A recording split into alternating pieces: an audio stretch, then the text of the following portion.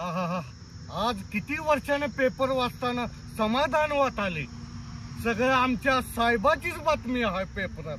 काय फुटू झळकाय रे या पट्ट्याच्या वाघाचा. वा वा वा वा वा वा वा.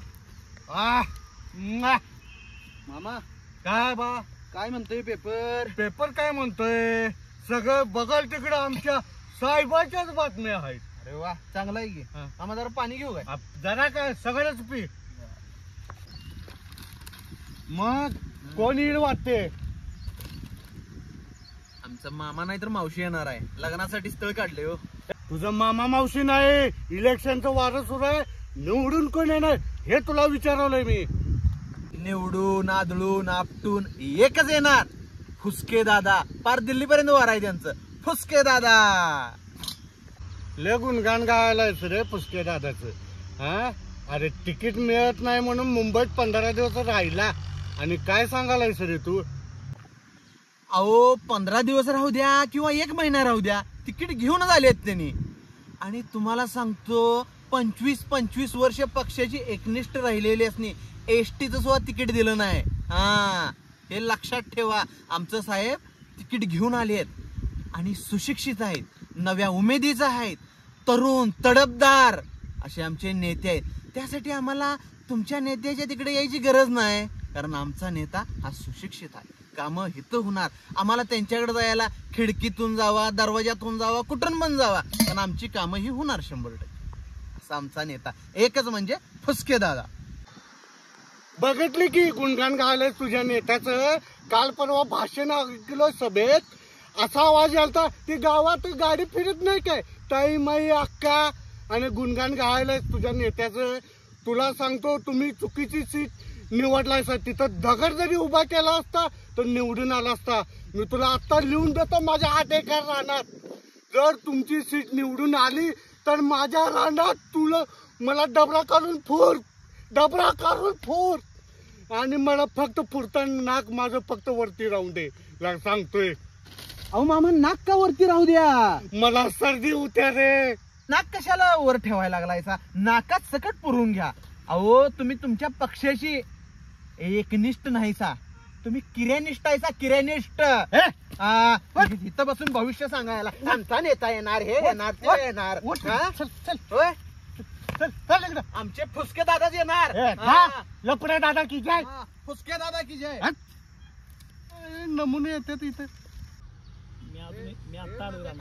फोन लवकर उचल की ग. काय जा डबा तयार आहे का? शेवट दिवस आहे आज प्रचाराचा.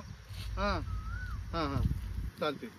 प्रचार हा थांब अभि बोलवालाय. आपल्या शहराचा रान नाही काय ते. हा मग मशीन आली काय दुपारी? होय मी मशिनरी आलते दुपारी. हा तेच म्हणालोय मी. मग वारं कुणाचं आहे? वारं कोणाचं? निसर्गाचं आहे. अरे ते वारं नाही म्हटलं. इलेक्शन नाही काय सुद्धा इलेक्शनचं वारं कुणाचं आहे? तसं म्हणा की मग तेच म्हटलं तुला. इलेक्शनचं वारं होय. आता बोललं की राग येणार. तुम्ही लागलाय ग्रामपंचायतच्या भोवतून सगळ्या फिरायला. बोललं की राग येणार. वारा आमचं आहे हो. तुमची सीट गेली 4 नंबरला खाली. काय आहे?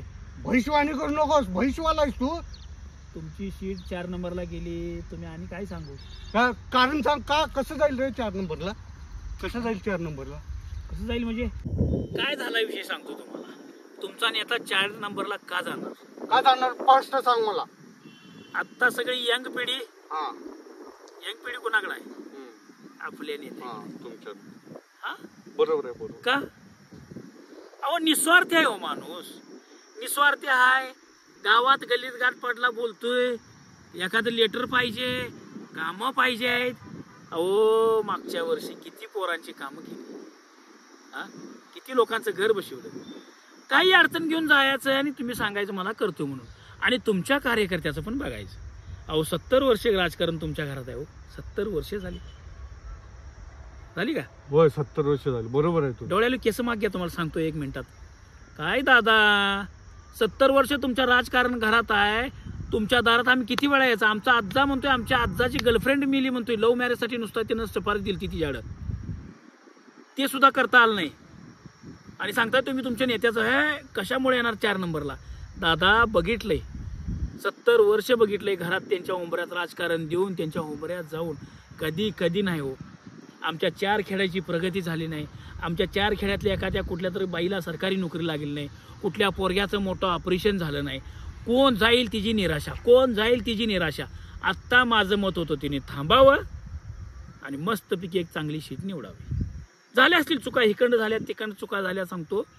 तुम्ही जसं मगाशी एका कार्यकर्त्याला म्हटलं असं वाटतं काहीतरी चुकीची शीट लागल्या, तशी तुमची बी शीट चुकीची लागली. फक्त एकच लक्षात ठेवायचं, एकनिष्ठ राहायचं. तर एकनिष्ठ राहायचं तसं नेत्यानं पण एकनिष्ठ राहिलं पाहिजे. तुमचा फोन उचलला पाहिजे, तुमच्या संग बोललं पाहिजे, तुमचं ऐकून घेतलं पाहिजे, तुम्हाला सांगितलं पाहिजे. पेपरला बातमी भरली म्हणून, मोबाईलला स्टेटस लावलं म्हणून भांडण्यात आपल्यात काय अर्थ नाही.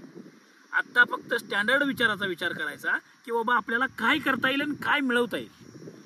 मोठमोठ्या पक्षात राडा चालू आहे ना, आपलं काय घेऊन बसलोय आपण.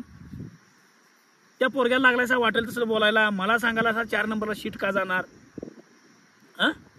होऊ द्यात की प्रगती व्हायची असली की नाही गावाची, आपल्या राज्याची, देशाची होऊ द्यात. मोठं कारखाना होऊन द्यात, मोठ्या शाळा होऊन द्यात, कॉलेज होऊन द्यात, पोरांनी उद्योगधंदा मिळवू द्यात. पण तसा कार्यकर्ता हाय काय, आपल्या खेड्याकडे येईल काय, आपल्या गावाकडे येईल काय, आपलं ऐकून घेईल काय. नाही मला वर हे पाहिजे म्हणून मी खाली घाण करू काय, चालेल काय तसं. बरोबर आहे तुझं. टप्प्याटप्प्याला बदला. तुम्हाला वाटतंय की नाही आता बाबा हे असं झालंय तर कट्ट्यावर दातात काडी घालून चर्चा करत बसण्यापेक्षा का नाही, मी म्हणतो आत्ता विचार करा. साहजिक आहे, तुम्ही तुमचा नेता सांगितला, माझा 1 नंबरचा नेता आहे, तुमचा 1 नंबरचा, हे आपणच गावात भांडालोय. सगळ्यात मोठी शक्ती महिला शक्ती. महिलांच्या मनात काय आहे बघा. तुम्ही रात्रभर बसून नव्हे, तुम्ही 2 महिने जरी बसून सांगितलं काकू हिला मतदान करा, ताई हिला मतदान करा, बायकोला जरी सांगितलं डार्लिंग ह्याला मतदान करा, बायकाच्या त्या दिवशीच त्याचा विचार करणार. आपण 3-3 महिने डोक्यात आपल्या नुसतं अंडा करी, चिकन ताट, मटन ताट आणि खेकडा झिंगान घोलमा यात गेलो आपण. पण महिला ह्या कधीच वितरणार नाहीत. मतदान हे योग्य माणसालाच करणार. आलं लक्षात.